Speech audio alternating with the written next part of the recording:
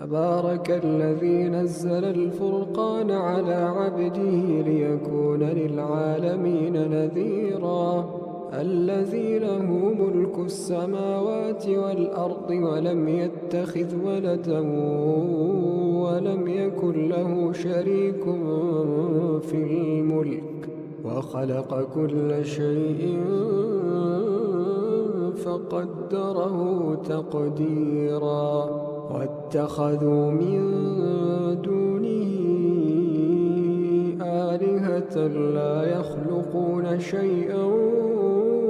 وهم يخلقون ولا يملكون لأنفسهم ضرا ولا نفعا ولا يملكون موتا ولا حياة ولا نشورا.